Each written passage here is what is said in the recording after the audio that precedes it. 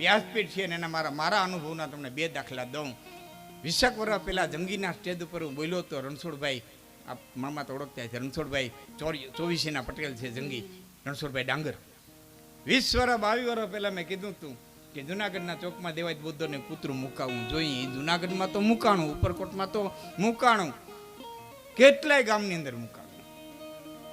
છેલ્લા 15 વર્ષ થયા હું કહેતો હતો સ્ટેજમાંથી કે હિન્દુના દીકરાને ગીતા વાંચતા આવડતી હોવી જોઈએ.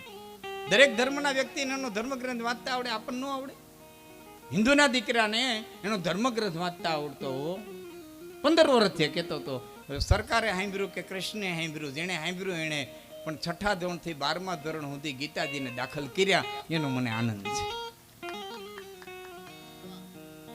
હવે એક ત્રીજી વાત લઈને નીકળું છું. દરેક પ્રોગ્રામમાં કહું છું, આપણને 2 મિનિટ સહકાર દેજો. આ દીકરીઓ માટે ત્રીજી વાત લઈને નીકળો છું. એટલી દીકરી બેઠી છે એને માટે એક 5 મિનિટ તમને સહકાર દેજો. જવાન દીકરીએ બાપને બેહાડીને કોક દી પૂછવું છે, બાપ તને ઇજ્જત કમાતા કેટલા વર્ષ લઈ ગયા? બાપ તને આબરૂ કમાતા કેટલા વર્ષ લઈ ગયા? બાપ તને નાત્યા અહીં બેહાડ્યો ને પહોંચતા પહોંચતા કેટલા વર્ષ લઈ ગયા? બાપ તને નાત્યા એટલું માન દીધું, ત્યાં પહોંચતા પહોંચતા તને કેટલા વર્ષ લઈ ગયા? તે અમારા હાટું થઈને કેટલાઓને હાથ જોડ્યા, અમારા એડમિશન માટે કેટલાઓને પગે લઈ ગયો, અમારા હાટું થઈને તે કેટલાઓની આદી કરી. જવાન દીકરીએ બાપને બેહાડીને કોક દી પૂછવું જોઈએ. અને બાપ ફાટલ લુગણા પહેરીને દીકરીને બીજી દીકરીઓથી જરાય ઓછી ન રહી એવા કપડાં લઈ દે, એવી છાત્રાલયમાં દાખલ કરે, ત્યાં એને મોબાઈલ દે, વાપરવા દે.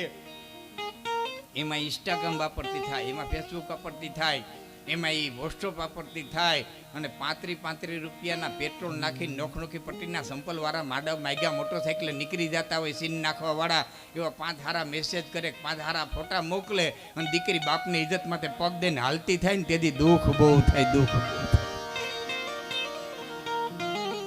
પોલીસ સ્ટેશનમાં બાપ દીકરીના પગમાં પાઘડી ઉતારતા હોય ને એવા વિડિયા જોઈએ. બાપ મારી ઇજ્જત રાખી